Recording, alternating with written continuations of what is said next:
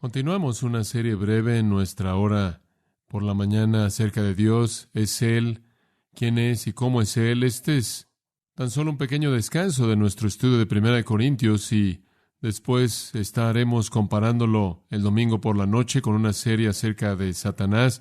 ¿Es Él? ¿Quién es y cómo es Él? Esta mañana, claro, veremos de nuevo nuestro tema, Dios, ¿es Él? ¿Quién es y cómo es Él? Tenga su Biblia a la mano, estaremos buscando algunas escrituras conforme avanzamos. Un libro muy útil de la naturaleza de Dios es el libro escrito por A.W. Tozer, titulado El conocimiento del santo. Entre otras cosas que él dice en el libro, una afirmación significativa, creo, es esta, y cito, la historia de la humanidad probablemente mostrará que ningún pueblo jamás se ha elevado por encima de su religión, y la historia espiritual del hombre de manera positiva demostrará que ninguna religión jamás ha sido mayor que su idea de Dios. La adoración es pura o baja, conforme el adorador entretiene pensamientos elevados o bajos acerca de Dios.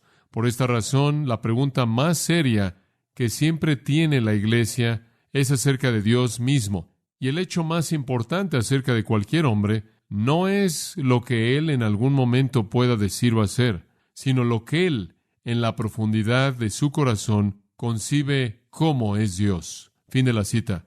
Él está diciendo lo más importante que un hombre tiene es su entendimiento de Dios, y el mensaje más importante que la Iglesia tiene que dar es el conocimiento de Dios, y creo que tiene razón. La razón por la que queremos propagar un entendimiento correcto de Dios es doble. Número uno es porque hay algunas personas que no creen en Dios.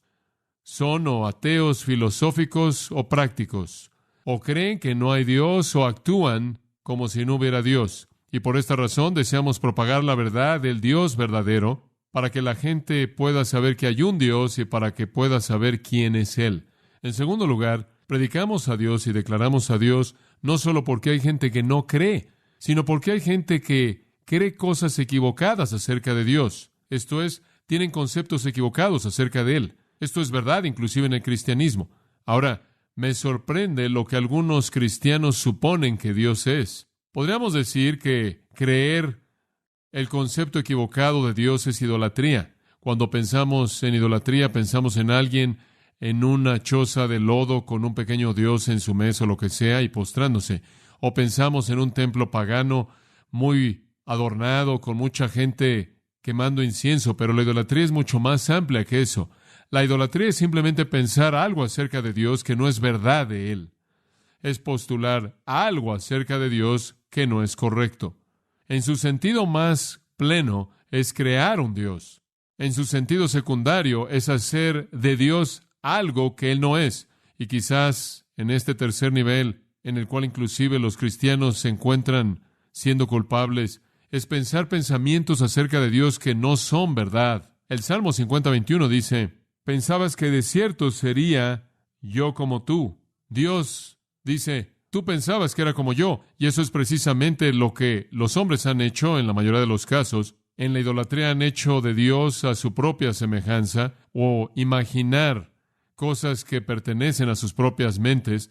La esencia de la idolatría es entretener pensamientos acerca de Dios que son indignos de Dios y pueden manifestarse en muchas formas. Entonces, declaramos a Dios no solo porque hay gente que no cree en Él, ni en la filosofía, ni en la práctica, sino que también hay gente que cree en cosas equivocadas acerca de Dios, y debemos declarar las cosas correctas acerca de Dios, y entonces es muy importante. Ahora, la última vez dijimos en primer lugar, nuestro primer punto fue hacer la pregunta, ¿es Él? ¿Hay un Dios? Dijimos que la razón y la revelación y la experiencia corroboran para decir que hay Dios. Hay un Dios. En segundo lugar, preguntamos, ¿quién es Él? Descubrimos que Dios es un espíritu. Él es una persona, Él tiene personalidad, Él no es una célula de energía flotante, Él es una persona.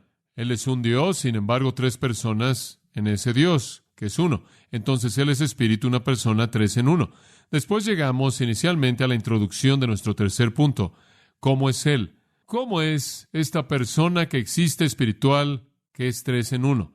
Bueno, la única manera en la que podemos saber cómo es Él es descubrir cómo en este libro se ha revelado a sí mismo.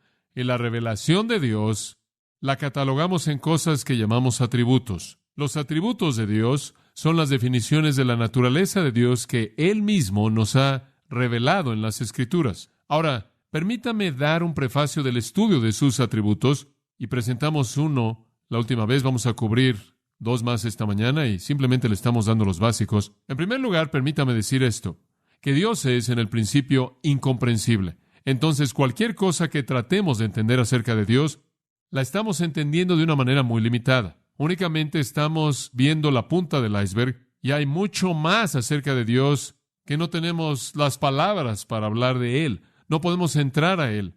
Está mucho más allá de nosotros. Para efectos de ilustración, simplemente esto. Dios es infinito. Dios no tiene fin. Y entonces, nuestra simple explicación de media hora de cualquier cosa no comienza a hablar de manera apropiada de la esencia de la persona de Dios. Dios es incomprensible. Creo que esa es la razón por la que hacemos la pregunta ¿cómo es Dios? En lugar de decir ¿qué es Dios? Porque decir qué es Dios es colocarlo en un área en donde es muy difícil responder. Pero si decimos cómo es Él, hay algunas cosas que conocemos acerca de Él y Él es como esas cosas. Lo que nos mete en problemas, no obstante, es cuando tratamos de hacer de Dios algo muy parecido a lo que conocemos. Vemos el amor humano y cuando el amor de Dios no se conduce como el amor humano, decimos Dios no ama. Pero eso es hacer del amor humano lo absoluto, el diseño infinito del amor, y Dios no llega a esa medida, ese concepto, y así no es. Dios es como algunas cosas. Esa es la razón por la que la Biblia habla de su semejanza o apariencia. Y cuando Ezequiel habla, él dice, él tenía o era como la apariencia o semejanza de un hombre. En otras palabras, en cierta manera es así. Tampoco podemos hablar de Dios porque Él es incomprensible fuera de términos negativos. Y con eso no quiero decir que somos negativos acerca de Dios. Simplemente quiero decir que para definir a Dios tenemos que decir lo que Él no es. Por ejemplo, cuando decimos que Dios es santo, queremos decir que Él no tiene ¿qué? Pecado. Pero tenemos que pensarlo en esa manera porque nunca podremos concebir la santidad absoluta. Lo único que hemos experimentado es el pecado. Entonces la santidad para nosotros es no pecar.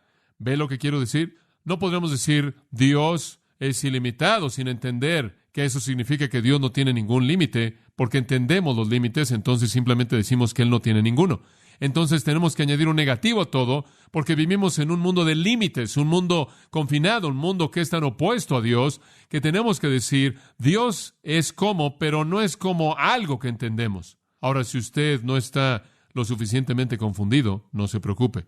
Alguien me preguntó cuando comencé con esta serie breve, simplemente como un descanso de nuestro estudio de 1 Corintios, si iba a cubrir todos los atributos de Dios. Y yo dije, no, la razón por la que no lo voy a hacer es porque no conozco todos sus atributos. Esta persona dijo, bueno, ¿acaso no hay 11 o 13? Y yo dije, no, permítame decirle lo que creo. Yo creo que Dios es un ser infinito y probablemente tiene un número infinito de atributos. No estoy convencido de que los atributos que conozco acerca de Dios son todo lo que hay por conocer acerca de Dios. ¿Se da cuenta, por ejemplo, simplemente para darle una ilustración de esto, que un atributo de Dios es algo que es verdad de la naturaleza de Dios? Un atributo de Dios es algo que es verdad de su persona. Ahora, nunca me imaginaría conocer todo lo que es verdad de Dios. Si Dios es infinito, hay una infinidad de verdad acerca de Él. Hay una infinidad de atributos y no hay capacidad en mí para entender esa infinidad. No necesito hacerlo, únicamente necesito entender algunos de ellos. Muy bien, veamos algunos de estos atributos. La última vez cubrimos únicamente el principio. Él es incambiable. ¿Se da cuenta usted de que ese es un negativo? Cuando pensamos en el hecho de que Dios siempre es el mismo, decimos que eso significa que Él no cambia. Y tenemos que usar un negativo porque únicamente entendemos el cambio. Entonces decimos, Dios no es como nosotros. Él no cambia. Malaquías 3:6, yo soy Jehová y no cambio. Santiago 1:17, en quien no hay sombra de variación, en quien no hay mudanza. Y vimos cómo eso es tremendamente consolador, nos da seguridad y provee un refugio tan grande para el cristiano, pero al mismo tiempo para el incrédulo esa doctrina es aterradora. Es una doctrina de juicio, una doctrina de ira incambiable en contra del pecado. Ahora veamos la segunda para comenzar nuestro tiempo el día de hoy. El segundo atributo de Dios que quiero que considere, y realmente estamos tratando con sus atributos absolutos, aquellos que son característicos de su naturaleza. La próxima semana vamos a entrar a los que se relacionan con nosotros como gracia, misericordia y amor. Pero el segundo es que Dios está en todo lugar, en todo momento. Los teólogos llaman a esto omnipresencia. Dios está en todo lugar, en todo momento. Y quiero que ponga mucha atención porque es probable que se confunda si no tiene cuidado. Algunos de estos pensamientos están mucho más allá de nuestra capacidad, que tiene que esforzarse un poco. Dios está en todo lugar al mismo tiempo. Dios es infinito. No hay fin de Dios. Su ser llena toda la infinidad interminable. ¡Wow! Es sorprendente. Jeremías 23:24 dice: ¿No lleno yo los cielos y la tierra?, dijo Jehová. Primero de Reyes 8:27, ¿acaso Dios morará en la tierra? He aquí, el cielo de los cielos no pueden contenerte. Después Salomón dijo: cuánto menos esta casa que yo edifiqué. Así como Dios es antes de todas las cosas eternamente, y después de todas las cosas eternamente, Él está dentro de todas las cosas y afuera de todas las cosas. Él está en todos lados. No hay límite. Dios es infinito. Usted no puede encontrar el fin de Dios. No hay fin. Él no tiene límites. ¿Sabe una cosa? Históricamente es interesante que la gente ha tratado de confinar a Dios. Inclusive muchos de los judíos que no estaban informados, o por lo menos eran ignorantes, por imponerse a sí mismos la ignorancia, trataron de hacer de Dios un ser confinado. Y muchos de los judíos sintieron que Dios vivía de hecho en el templo. Ahí es en donde Él vivía, que Él era como los dioses falsos. Y esa es la razón por la que Salomón dijo en Primero de Reyes 8:27 que Él no mora en esta casa. Este será el asiento de su majestad en la tierra temporalmente. Este será el símbolo de su presencia, pero Él no vive aquí en su esencia. Recuerde esto: el símbolo de la presencia de Dios nunca es la prisión de su esencia. Históricamente también los judíos han sido acusados de adorar al Dios de Israel, quien simplemente era ningún otro que el Dios de las montañas. Y los sirios creían que ellos tenían el Dios del valle. Entonces los judíos tenían al Dios de las montañas y los sirios tenían al Dios de los valles. Los sirios tuvieron su religión en el valle y los judíos siempre iban a las montañas. De hecho, los sirios dijeron: los judíos creen que Dios está o en las montañas o encima de las montañas, y suben a la parte de arriba de las montañas para sacrificar, para estar más cerca de Él, si resulta estar arriba de las montañas. Y sabe una cosa, si usted ve la historia judía, y fue verdad, hacían muchas cosas en las montañas, ¿no es cierto? Era Horeb o Sinaí o el monte Gerizim o Jerusalén, el cual es el monte, y los profetas subieron a las montañas, y Jesús subió a las montañas a orar, y Jesús entró al monte de los olivos.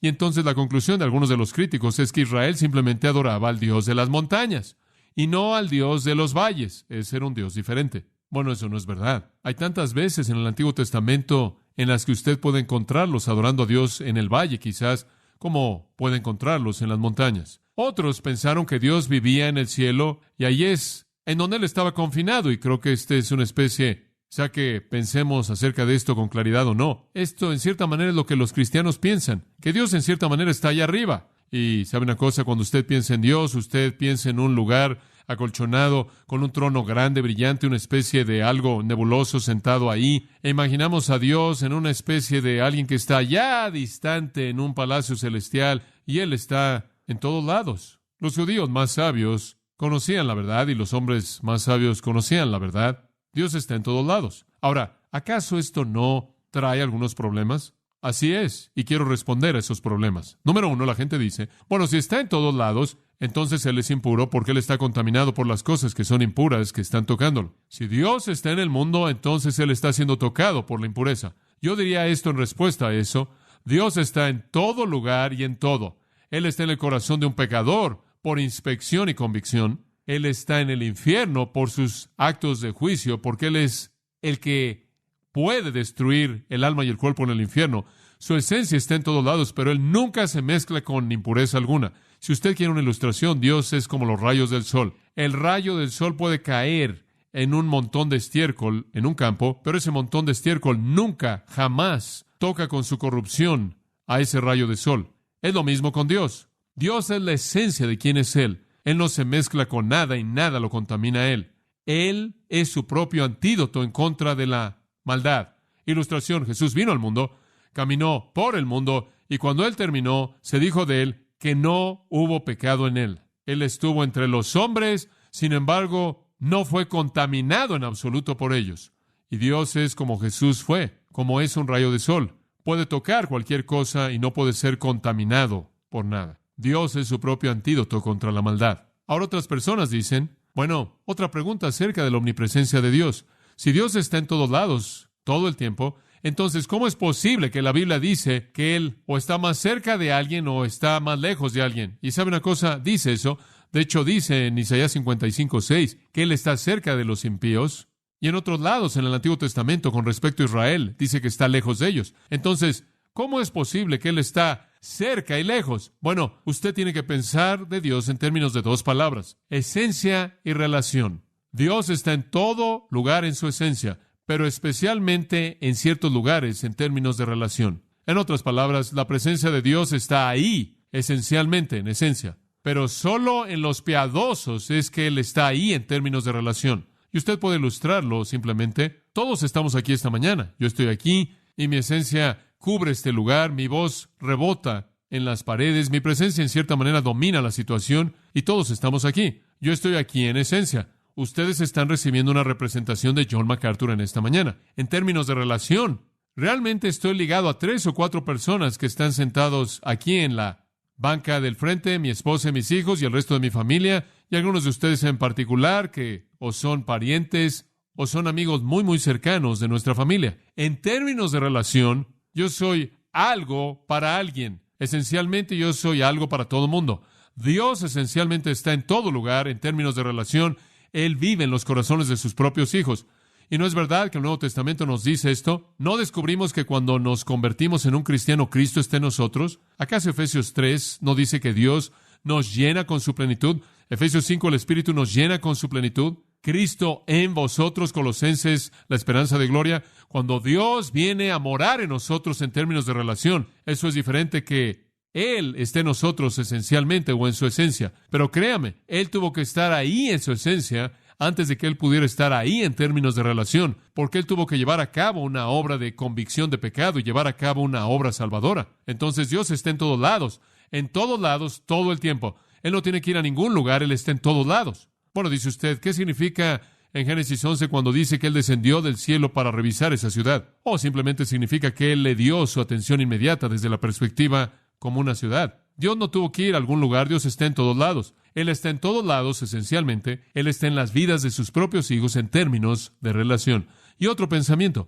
En el Antiguo Testamento dice que Dios moraba entre las alas de los querubines en el arca del pacto, o que Él moró en el templo y demás. ¿Qué significa eso? Eso simplemente significa, como en el caso de Salomón, que hubieron algunos lugares en donde Dios estableció el trono de su majestad simbólicamente. Para representar a un Dios majestuoso, Él levantó un templo. El día de hoy, el trono de Dios está representado por la iglesia, las vidas de los creyentes. En el reino, el trono de Dios será representado por el trono en Jerusalén, en donde Cristo reina. En el cielo será representado por el trono que es retratado en Apocalipsis 4 y 5. Eso simplemente es un símbolo, y como dije antes, el símbolo de su presencia nunca es la prisión de su esencia. Él está en todos lados. Ahora, cuando usted piensa en que Dios está en todos lados, ese es un pensamiento sorprendente, y que Él no está mezclado con nada. Nada lo corrompe, nada lo toca para cambiar su esencia en manera alguna en absoluto. Dios hizo su creación, Dios se mezcla en su creación y no es afectado en absoluto por ella. Ahora, ¿en qué tipo de doctrina se convierte esta cuando la aplicamos prácticamente? Veamos en primer lugar al cristiano. ¿Qué significa para mí como cristiano saber que Dios siempre está presente en mi vida? Siempre está ahí, esencialmente y en particular conmigo en términos de relación. Número 1, significa consuelo. Cuando me detengo a pensar que Dios siempre está ahí, eso es algo muy confortante. No importa lo que estoy viviendo, Dios está ahí. No importa si me doy cuenta que Él está ahí o no, Él está ahí. Y sabe, y yo sé que hay ocasiones en nuestras vidas en las que podemos clamar y decir, Dios, ¿dónde estás? Pareces estar tan lejano. Él nunca está más distante de lo que ha estado en el pasado. Él siempre ha estado ahí. Él dijo, nunca, Hebreos 13, te dejaré ni te desampararé. Si Dios dijo eso, eso es lo que Él quiso decir, porque Él no puede mentir. Dios nunca nos deja. En Filipenses 4, 5 y 6, al final del 5 dice, el Señor está cerca, por nada que estéis afanosos. No se preocupen, Él está ahí. Eso es lo que eso significa. No está hablando de la segunda venida, está hablando de que Cristo está ahí. Dios está ahí, el Señor está ahí, Él está ahí todo el tiempo. Reconózcalo, este es su atributo, esta es su esencia. ¿Puede un cristiano estar separado de Dios? No. Nadie en el universo puede estar separado de Dios en esencia, y un creyente no podría estar separado en relación. Él siempre está ahí. Enoc, por ejemplo, estuvo en la presencia de Dios y él simplemente salió a caminar un día, caminó con Dios, siguió caminando y llegó caminando hasta el cielo. Una comunión inquebrantable. Es un símbolo del creyente. Dios está con nosotros ahora tanto como Él estará con nosotros en la eternidad. Él mora dentro de nosotros. Eso es consuelo. En segundo lugar, esta es una gran verdad. El aspecto práctico de la omnipresencia es apoyo. No solo consuelo, sino apoyo. ¿Sabe una cosa? Cuando Dios llamó a Moisés para ser el profeta que Él quería que fuera y que fuera a proclamar su mensaje y sacar a Israel de la esclavitud, Moisés le dijo a Dios en Éxodo 4, pero tengo un problema al hablar, no puedo hablar. ¿Se acuerda de la historia? Y Dios dijo esto, yo estaré con tu boca. ¿No es eso maravilloso? Ese es un aspecto práctico de la presencia de Dios. Yo estaré con tu boca. Decir que Dios está presente no solo significa que Él en cierta manera está ahí de pie, viendo, y cada vez que hacemos algo que está mal, ¡guap! No. Significa que Él está ahí en apoyo de nuestro servicio. Escuche esto. Todos conocemos Mateo 28, en donde Él dice, y aquí yo estoy con vosotros todos los días. ¿Sabe usted en referencia a qué es eso? Escuche, id por todo el mundo, predique el Evangelio, haz discípulos, bautizándolos, y aquí yo estoy con vosotros todos los días. No para consuelo en esa porción, sino para apoyo en el servicio. La gente dice, bueno, no sé si puedo dar testimonio, no sé si puedo testificar, no sé si tengo el poder para testificar. Y quieren que el pastor haga eso. ¿Sabe una cosa? Y usted sabe. ¿Podrías venir y hablar? Bueno, usted sabe, es difícil para mí hacer eso. Normalmente no me escuchan. Howard Hendricks dice, la diferencia entre usted y yo es que yo soy un vendedor a quien le pagan y usted es un cliente satisfecho. Usted sabe, a mí me pagan para ser bueno y usted no es bueno para nada. Y como puede ver, el mismo recurso que tengo, usted lo tiene. El poder de Dios está ahí. Estaré con tu boca. Ve, predica, haz discípulos, bautízalos, y yo estaré contigo. Eso no es consuelo, amigos, eso es apoyo, eso es servicio. Escuche, la doctrina de la omnipresencia de Dios es extremadamente importante en un sentido práctico para el creyente. En tercer lugar, este es un escudo en contra de la tentación. Un escudo en contra de la tentación. ¿Sabe una cosa? Cada vez que Satanás quiere llegar a mí, él tiene que pasar por Dios. En 1 Corintios 10:13 dice, no os ha sobrevenido ninguna tentación que no sea humana, sino fiel es Dios, que no os dejará ser tentados más de lo que podáis resistir, sino que juntamente con la tentación dará la salida para que podáis soportar. El punto es, Dios dice, nada, nunca vendrá a ti para lo que yo no te dé la fortaleza para resistir.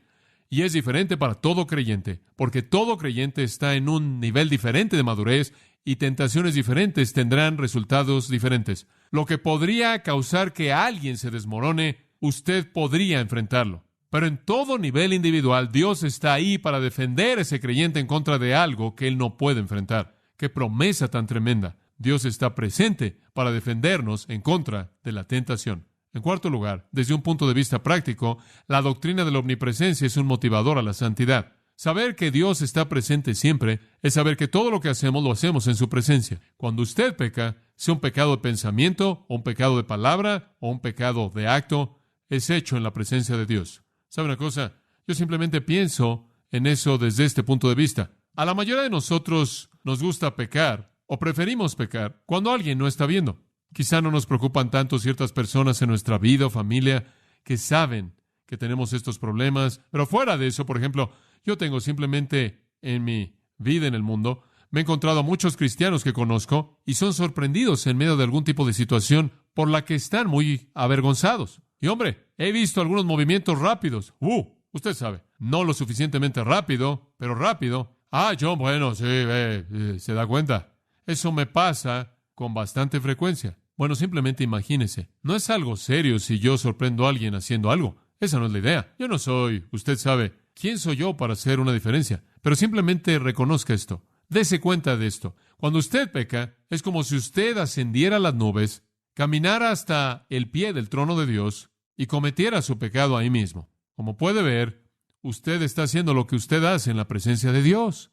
Un pensamiento muy sobrio. La integridad de David en su vida, cuando él finalmente se enderezó, se basó en la afirmación, todos mis caminos están delante de él. No puedo hacer esto. Él está ahí. ¿Se da cuenta? Job, ¿cuál fue la base de su integridad? Job 31:4, ¿acaso él no ve mis caminos? Dios lo ve todo. Mi integridad está basada en el hecho de que todo lo que hago lo hago en su rostro, en su cara. Eso es lo que Proverbios quiere decir cuando dice, En todos tus caminos, reconócelo. En otras palabras, en todo lo que hace usted, reconozca que Él está ahí y eso únicamente va a apoderarse de la dirección de sus caminos.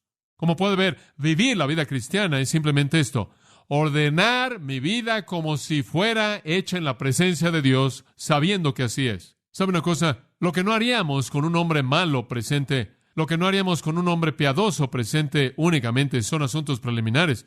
No deberíamos hacer nada que no haríamos en la presencia de Dios en el trono mismo del cielo. Para los creyentes, entonces, la doctrina de la omnipresencia es extremadamente importante. Ahora, ¿qué hay acerca de un incrédulo? ¿Cómo es que él se relaciona con esto? Para un incrédulo también es importante entender que Dios está en todos lados. En el Salmo 21:8 dice: tu mano descubrirá a todos tus enemigos. No hay escape. Un hombre quien es un hombre malo no tiene lugar en donde esconderse. No hay escape, no hay salida, no hay lugar en donde él pueda esconderse. No hay lugar al que él pueda retirarse. Amós, capítulo 9, nos ayuda a entender esto. Como también Abdías, el cual es el libro que viene después. Permítame leerle Amós 9:2. Aunque escarben en el Seol, ahí mi mano los tomará. Esa es la tumba. Aunque suban al cielo, desde ahí los haré descender. Aunque se escondan a sí mismos en la cima del Carmelo, buscaré y los tomaré desde ahí. Aunque estén escondidos de mi vista en el fondo del mar, ahí mandaré a la serpiente y él los morderá. Aunque vayan a la cautividad ante sus enemigos, ahí mandaré la espada y los matará, porque colocaré mis ojos sobre ellos para maldad y no para bien. Dios dice: no me importa dónde vayan, los encontraré. En Abdías, versículo 4, te exaltarás a ti mismo como el águila, aunque coloques tu nido entre las estrellas, desde ahí te derribaré. No hay lugar en donde esconderse. Y el hombre impío debe reconocer que no importa cuánto intente, no importa cómo huya él puede decidir que él no quiere ir a la iglesia, él no quiere leer la Biblia, él quiere evitar alguna discusión religiosa, él quiere sacar a Dios de su mente, él quizás no piense en Dios, pero Dios tiene sus pensamientos centrados en él. Job 26. Las cosas muertas tiemblan de debajo de las aguas y sus habitantes. El Seol está desnudo delante de él y la destrucción no tiene cubierta. Dios desenmascara todo por su presencia en todo lugar. Además, en Job 34, versículo 21, dice: porque sus ojos están sobre los caminos del hombre, y él ve todo su proceder. No hay oscuridad ni sombra de muerte en donde los obradores de iniquidad puedan esconderse a sí mismos. No hay lugar en donde esconderse. Proverbios 15:11. El Seol y la destrucción están delante de Jehová. ¿Cuánto más entonces los corazones de los hijos de los hombres? Si Dios puede ver en todo lugar en el universo, ¿cuánto más puede Él ver los corazones de los hombres? En el Salmo 139, David dice: ¿a dónde iré? Si corro al punto más lejano, tú estás ahí. Y él dice: si huyo en las alas de la mañana, en otras palabras, si me subo a un rayo de luz a 186,000 millas por segundo, 8 minutos al sol, no puedo escapar. El ladrón roba porque piensa que nadie ve. El adúltero comete adulterio porque piensa que nadie ve. El mentiroso miente porque piensa que nadie lo descubre. Dios sabe. Simplemente porque Dios es invisible no significa que Él no está ahí. Dios nunca se cansa ni se duerme. En Hebreos, capítulo 4 y el versículo 13, una afirmación muy incisiva. Ni hay criatura alguna que no sea manifiesta a sus ojos, sino que todas las cosas están abiertas a los ojos de aquel a quien tenemos que dar cuenta. Todo es visto por Dios. Isaías 65:12, Dios dijo: hiciste mal ante mis ojos. Proverbios 15:3, los ojos de Jehová están en todo lugar, mirando a los malos y a los buenos. Dios conoce todo. Él está en todo lugar. Dios es incambiable y Dios está en todo lugar. En tercer lugar, Dios es todopoderoso. Este es un concepto sorprendente. Nuestro Dios es todopoderoso. Ahora, ¿qué significa eso? Eso significa que tenemos que usar un negativo. No hay nada que Él no pueda hacer. Su energía no tiene límites. Job 9:19 dice: si hablo de fuerza, he aquí tú eres fuerte. Dios es llamado El Shaddai. Él es el nombre de Dios. Shaddai significa todopoderoso. El Dios todopoderoso. En Apocalipsis 19:6 dice: aleluya, porque el Señor Dios todopoderoso reina. Él es poderoso. Él es fuerte. El salmista dijo, el poder pertenece a Jehová. Ahora, cuando decimos que Dios es poderoso, lo que queremos decir con esto, ahora escuche esto, es que Dios no tiene límite en su poder. Él puede hacer lo que sea, cualquier cosa. Y escuche esto, Él puede hacer cualquier cosa con la misma facilidad como puede hacer cualquier otra cosa. ¿Escuchó eso? No es más difícil para Dios crear un universo que hacer una mariposa. No es más difícil. Él puede hacer cualquier cosa y Él puede hacer cualquier cosa con la misma facilidad como puede hacer cualquier otra cosa. Dice usted, ¿de dónde sacas eso? Porque Él no necesita hacer esfuerzo alguno para hacer algo. Dice usted, ¿quieres decir que no hay esfuerzo por parte de Él? Absolutamente ningún esfuerzo. Le doy una ilustración.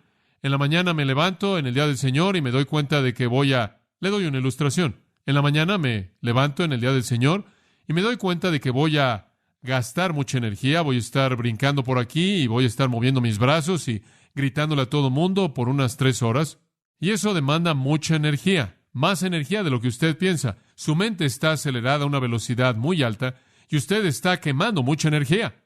Entonces, en la mañana tomo mi proteína, tomo mis vitaminas y salgo. Cuando acabo, después de esa 3.ª hora, me voy a casa y me desplomo. Y le digo a mi esposa, no debería decir eso, pero digo, Patricia, necesito algo que comer y tengo que reponerme. ¿Por qué? Porque toda la energía que tuve se acabó y tengo que reponerla. Dios nunca tiene que reponerse. No hay fuente para reponer a Dios. ¿A dónde iría Él? Él ya está en todo lugar. No hay nada fuera de Dios. Ahora, Isaías 40:28 dice esto cuando dice, el Señor nunca se cansa. No hay disipación de energía.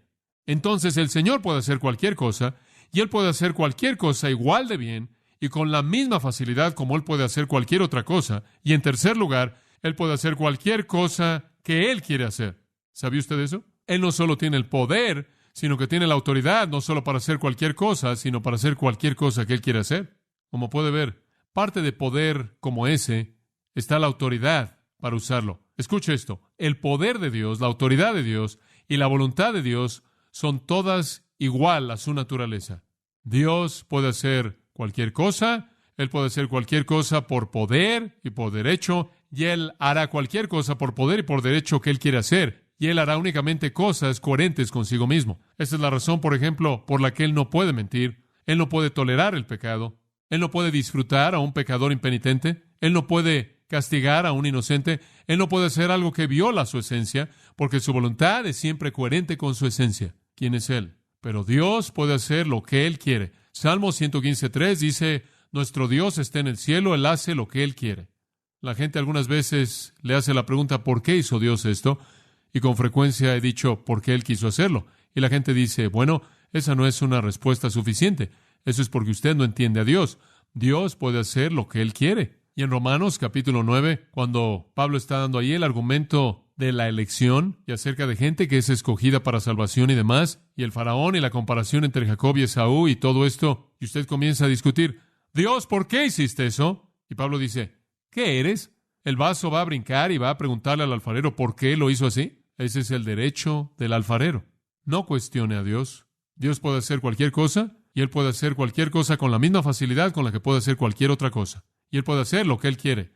Pero Él solo quiere hacer lo que es coherente con su naturaleza, y Él nunca viola su naturaleza, jamás. Él no puede mentir, no puede amar el pecado, Él no puede violar su palabra, no puede olvidar lo que Él ha hecho. Y la voluntad de Dios únicamente es aquello que es digno de su persona. Dios es poderoso. Ahora, ¿sabe una cosa? Cuando usted comienza a ver el poder de Dios, hay 4 áreas en las que lo veo con mayor claridad. Número 1 es la creación. Ahora, la Biblia nos dice que Él habló y fue hecho. Salmo 33:6. Él habló y fue hecho.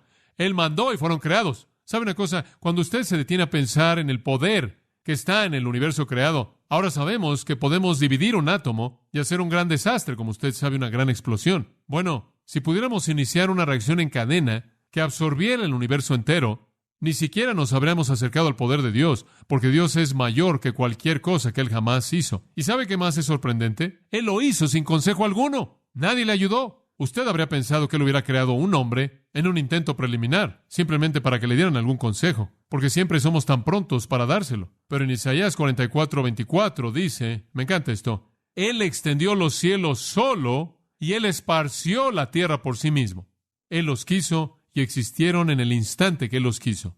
De hecho, en Romanos 4:17 dice, Él llama a lo que no es como si fuese. Y una vez que lo hace, son. Su poder es visto en la creación. Creo que también su poder es visto en la preservación. ¿Sabe una cosa? Cuando Él hizo el mundo, la Biblia dice que Él sustenta todas las cosas por la palabra de su poder. Alguien podrá decir, bueno, ¿sabes una cosa? Dices que Dios nunca se cansa. ¿Cómo es que Él reposó en el séptimo día? Él realmente no reposó, en absoluto. Si Dios hubiera reposado en el séptimo día, ¿sabe usted lo que hubiera sucedido con todo lo que Él hizo en los primeros 6? Todo se habría desintegrado. Bueno, dice usted, ¿qué estaba haciendo? Él estaba dándonos un patrón. Nos cansamos, Él no se cansa. Él estaba estableciendo un patrón para el hombre. El hombre necesita reposo y reponerse. Dios estuvo tan activo porque su energía constantemente fluye en el séptimo día como lo estuvo en los otros 6, sustentando todo lo que Él había hecho. Hebreos 1:3, Él sustenta todas las cosas por la palabra de su poder. Creo que también, en tercer lugar, que el poder de Dios es visto en la redención. ¿Sabe una cosa? E inclusive más poder en la redención que en la creación, porque en la creación no hubo oposición, no hubo diablo que tuviera que ser sujetado, no hubo muerte que tuviera que ser conquistada, no hubo pecado que tuviera que ser perdonado, arrancado, no hubo infierno que tuviera que ser cerrado, no hubo muerte en la cruz que tuviera que ser sufrida. Esa fue la creación, pero en la redención toda esa lucha. El gran despliegue de poder en la cruz conforme Cristo murió y redimió a hombres para sí mismo. Y después lo que lo hace asombroso es que Dios llamó a sí mismo a un grupo enorme de nadies y los hizo para confundir a los poderosos, ¿no es cierto? Lea 1 Corintios 1 y 2. Dios no tomó a muchos poderosos ni a muchos nobles, simplemente a la gente común y corriente, y los colocó en contra del mundo. Y después, para cuando usted llega a los primeros capítulos de Hechos, han volteado al mundo de cabeza. Ese es el poder de Dios, poder redentor, salvador. En cuarto lugar, creo que el poder de Dios es visible en su capacidad de resucitar a los muertos. ¿Se da cuenta usted de que Dios tiene tanto poder que algún día al final de los siglos Dios va a resucitar de los muertos a todo ser humano que jamás vivió, justos e injustos? Dice usted, bueno, sabía que los creyentes iban a ser resucitados, pero ¿es verdad que también los injustos? Correcto, Juan 5:28, léalo ahí. La resurrección para vida y la resurrección para condenación. La Apocalipsis, en donde usted encuentra en el juicio del gran trono blanco a todos los impíos que son traídos delante de él. Capítulo 20. Todos están ahí. Son resucitados de las tumbas y de los mares que los contienen. Tremendo poder de resurrección. ¡Qué poder! Este es nuestro Dios todopoderoso. Ahora dice usted, ¿qué significa esto, John? Vayamos a lo práctico y vamos a cerrar nuestros pensamientos. Dice usted, ¿qué significa esto, John? Vayamos a lo práctico. Vamos a amarrar nuestros pensamientos. Dios es todopoderoso, pero ¿qué significa eso para el cristiano? Número 1, esa es una base de nuestra adoración. El aspecto práctico de esta doctrina se encuentra en la afirmación simple, creo, de 2 de Reyes, capítulo 17, versículo 36. Escuche lo que dice. Pero Jehová, quien os trajo de la tierra de Egipto con gran poder y brazo extendido, a Él temeréis y a Él adoraréis. Debemos adorar a Dios debido a su poder. Su poder es una base para la adoración. Nos reunimos y alabamos a Dios debido a su poder impresionante. No hay ninguno como Él. Segunda cosa, para el cristiano el poder no es solo una base para la adoración, sino una base para la confianza diaria. Para la confianza diaria. ¿Sabe una cosa? Regreso a eso en donde yo me siento como si soy inepto y no puedo hacer nada. Y después voy a Filipenses 4:3, el cual dice, todo lo puedo en Cristo que me, fortalece, que lo capacita usted. Debido a su poder, caminamos día a día en confianza. Somos llenos de la plenitud de Dios, Efesios 3:19 dice. Y después en el 20 dice, y podemos hacer mucho más abundantemente de lo que podemos pedir o entender según el poder que actúa en nosotros. El poder de Dios se convierte en la base de nuestra vida diaria. Después también la base de nuestra esperanza de resurrección. Como cristiano, yo espero que llegue ese día en el que resucite de los muertos. Yo pienso, si no me voy en el rapto, tengo buenas probabilidades de morir, 100% garantizado. Voy a morir. Y yo también estoy esperando que voy a ser resucitado. Bueno, entonces, ¿cuál es mi confianza? ¿Sabe una cosa? Voy a un funeral y no se ve con mucha esperanza. Traen un cuerpo ahí y le sacan la sangre y lo llenan de ese fluido para embalsamar y está ahí y lo arreglan y lo colocan en un ataúd y ¿sabe una cosa? Usted podrá decirle al hombre, bueno, ¿sabes una cosa? Algún día eso va a salir de la tumba y él lo va a ver usted así como diciendo, hombre, tú no sabes lo que yo sé. No hay manera alguna en la que eso se va a mover en absoluto y realmente no tiene esperanza. Ahí están, el ataúd está abierto, lo que está muerto está ahí y todo es sombrío y lo mete al suelo y ahí va el polvo y se acabó. Un cristiano se pone de pie en el funeral y dice, y algún día este querido hermano va a salir del suelo. Y usted puede oír a algunas personas que se están burlando allá atrás, usted sabe. ¿Cómo sabes eso? ¿Quién puede hacer eso? Usted va a 1 Corintios capítulo 15 y usted sabe, mi confianza para la resurrección se basa en el poder de Dios. Ahora Cristo ha sido resucitado de los muertos y se convirtió en las primicias de los que durmieron. Y en el versículo 52, en un momento, en un abrir y cerrar de ojos, en la última trompeta, porque la trompeta sonará y los muertos resucitarán incorruptibles y seremos transformados. ¿Cómo? Es Dios quien nos da esta victoria. El poder de Dios es la base de nuestra adoración, la base de nuestra fortaleza diaria, la base de nuestra esperanza para la resurrección, para el futuro. Además, es la base de nuestro consuelo. Y cuando yo me preocupo por mis problemas, me acuerdo de mi Dios y me doy cuenta de que no hay nada que yo tengo que es demasiado difícil como para que Él lo enfrente. Salmo 121, levantaré mis ojos a los montes. ¿De dónde vendrá mi socorro? Mi socorro viene de Jehová. La siguiente afirmación es la clave para todo. Que hizo los cielos y la tierra. Ahora, si Él pudo hacer eso, Él puede manejarme. Confianza, consuelo. La doctrina del poder de Dios es la base de la adoración, la base de la confianza diaria, la base de la esperanza de la resurrección, la base del consuelo. La siguiente es la base de nuestra victoria. En Efesios capítulo 6 dice, fortaleceos en el Señor y en el poder de su fuerza. Si usted va a pelear contra el enemigo, usted tiene que tener su fortaleza para hacerlo. Cuando el adversario viene y usted está en guardia, usted no pelea contra el enemigo. Usted va y le dice al comandante y él pelea por usted. La base de la victoria es el hecho de que Él es poderoso. Mayor es el que está en vosotros que el que está, ¿qué? Que el que está en el mundo. Y estábamos hablando de eso el último domingo por la noche, ¿no es cierto? Satanás es un ser sorprendente y él es muy, muy poderoso. Pero ¿sabe una cosa? Él está bajo mis pies, ahí en donde pertenece, ahí es donde debe estar, ahí es donde Dios lo colocó. La victoria es mía en Cristo. Hay un poder tremendo que está disponible para mí. A continuación, para el cristiano, la doctrina del poder de Dios es la base de la certeza. ¿Sabe una cosa? Yo soy salvo y la gente con mucha frecuencia me pregunta si me voy a quedar salvo y siempre digo que sí. Y ellos dicen, ¿por qué lo crees? Y yo digo, porque Dios simplemente es lo suficientemente poderoso como para guardarme. Y la única persona que me podría sacar de la mano de Dios sería alguien que fuera más poderoso que Él. Y no hay nadie. Juan 10, 29, versículo 28. Tenemos que leer, yo les doy vida eterna. Nunca perecerán, nadie los sacará de mi mano. ¿Por qué? Mi Padre que me las dio es mayor que todos y nadie puede sacarlos de la mano de mi Padre. No hay un ser que esté existiendo que sea más poderoso que Dios. Y cuando Dios está deteniendo algo, no hay manera en la que usted pueda quitárselo. En Romanos capítulo 8 usted encuentra lo mismo. ¿Quién acusará a los escogidos de Dios? ¿Quién va a separarnos del amor de Cristo? Y Él nombra todas esas cosas, principados, ángeles y todo lo que sea posible. No, nada. Dios es todopoderoso. La base de mi certeza es el poder total absoluto de Dios. En 2 de Timoteo 1, 12, esa es la razón por la que Pablo dijo, porque no me avergüenzo, porque yo sé en quién he creído y estoy persuadido de que es poderoso para guardar lo que le he encomendado hasta aquel día. La confianza vino, como puede ver, en el conocimiento de que Dios era poderoso. Ahora, además, y finalmente, desde el punto de vista de un cristiano, la doctrina de la omnipotencia es la base de la humildad. Realmente es fácil ser soberbio si usted no piensa en Dios. Si usted tan solo piensa en usted, tan pronto como usted comienza a pensar en Dios, usted se da cuenta de que no es nada. En 1 de Pedro 5:6 dice esto, humillaos pues bajo la poderosa mano de Dios. Humillaos bajo la poderosa mano de Dios y el resultado, y Él os exaltará. ¿Por qué debo humillarme? Reconociendo el poder y la fuerza de Dios. El poder de Dios es la base de mi humildad. Reconociendo que no soy nada, no podría hacer nada, no podría lograr nada, no puedo hacer nada fuera de Él. Humildad. Entonces, esta doctrina de la omnipotencia es tremendamente práctica. ¿Qué hay acerca del incrédulo? ¿Qué efecto tiene en alguien que no es cristiano el saber que Dios es todopoderoso? Bueno, un efecto muy dramático, francamente. 1 Corintios 10. Pablo está escribiendo ahí a los Corintios. Él dice en el versículo 22 de 1 Corintios 10, ¿provocaremos al Señor a celos? ¿Estás tratando de provocar a celos a Dios? Porque si lo estás haciendo, más vale que pensemos en esta pregunta.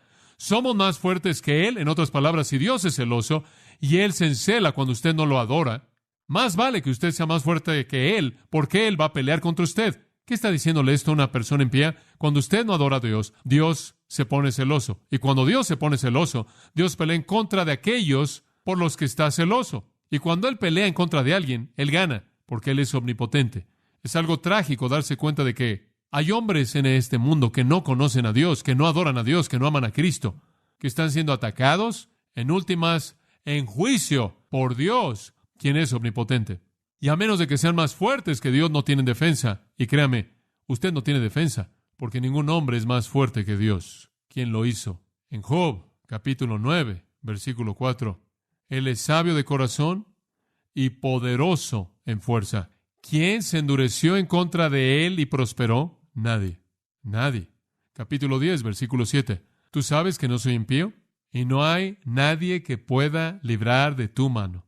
Job dice, esto me está pasando, no lo entiendo, pero sé que no hay nadie que pueda tocarte. Nadie puede rescatarme. Cuando Dios toma una vida, no hay base humana de rescate.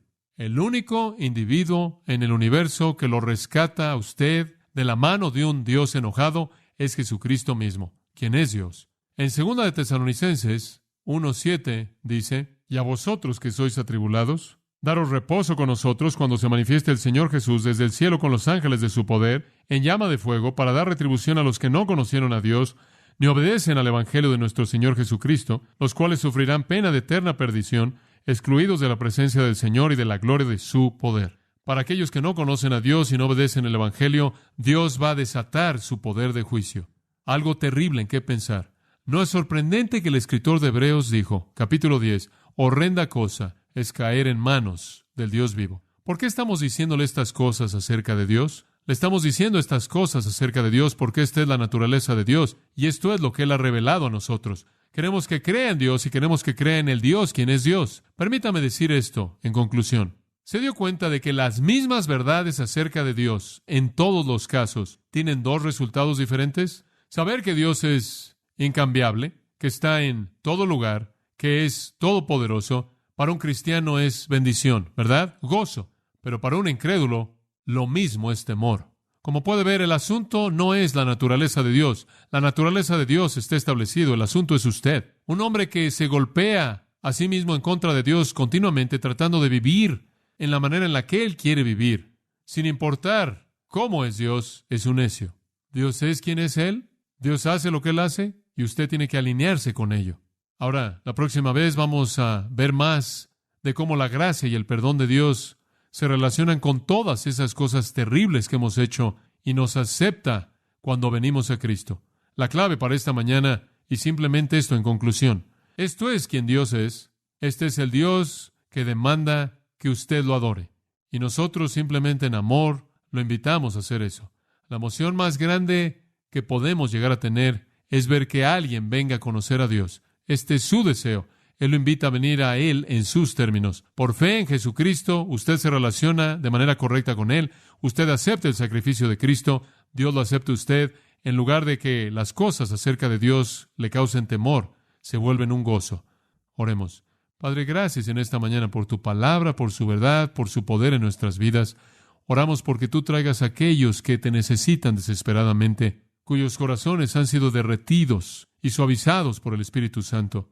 Bendice las clases que están por venir, Padre, e inclusive aquellas que están terminando en este momento y este día, y estas personas, toda vida preciada. Te damos gracias, nos encomendamos y la palabra a ti, que ambos den fruto, en el nombre de Cristo. Amén. Conocer a Dios y todo lo que Dios ha revelado acerca de sí mismo es la búsqueda más elevada de la vida. Proverbios 9:10 dice, el temor de Jehová es el principio de la sabiduría, y el conocimiento del santo es entendimiento. Un hombre nunca ni siquiera comienza a ser sabio hasta que él conoce a Dios, y un hombre nunca adquiere entendimiento alguno hasta que él tiene el conocimiento del santo. Conocer a Dios es la búsqueda más elevada de la vida de un hombre. En Juan capítulo 17 y en el versículo 3, nuestro Señor en su oración sumo sacerdotal hizo la afirmación de que Él había venido a dar vida eterna, y que la vida eterna era conocerte a ti, el único Dios verdadero. Conocer a Dios es la meta más elevada de la vida de un hombre. Para eso Jesús vino al mundo, para que pudiéramos conocer a Dios. Ese es un sinónimo para vida eterna. La gente con frecuencia pregunta qué es la vida eterna. Es simplemente conocer a Dios, conocerlo de manera íntima, participar de su naturaleza misma y vida. El hombre más sabio que jamás vivió recibió buenas instrucciones de un hombre que dio evidencia algunas veces de no ser muy sabio, y ese fue David dándole instrucción a Salomón. Algunas veces lo que David dijo fue muy sabio. En 1 de Crónicas, capítulo 28, versículo 9, David le dijo a su hijo: y tú, Salomón, hijo mío, conoce al Dios de tu padre, y sírvelo con un corazón perfecto y con una mente dispuesta. Buen consejo. Salomón, conoce a Dios. Y cuando tú lo conozcas, sírvelo con disposición, con un corazón perfecto, porque Jehová escudriña el corazón y entiende todos los pensamientos. Si lo buscas, Él será encontrado por ti, pero si lo dejas, Él te desechará para siempre. Pedro dijo: antes bien creced en la gracia y el conocimiento de nuestro Señor y Salvador Jesucristo. En 2 de Tesalonicenses 1:8 dice que el Señor vendrá en llama de fuego, tomando venganza en contra de aquellos que no conocen a Dios. Conocer a Dios, como puede ver, es la médula de la existencia. Conocer a Dios es la búsqueda más elevada de la vida. Conocer a Dios es todo, y después conocer todo lo que es revelado acerca de Él en las páginas de este libro. No solo conocer a Dios es la búsqueda más elevada del hombre, sino que conocer a Dios es el propósito más elevado de Dios. No solo Él quiere que lo conozcamos a Él, sino que Él coopera desde su lado. Dios desea que lo conozcamos. La Biblia es tan explícita acerca de esto.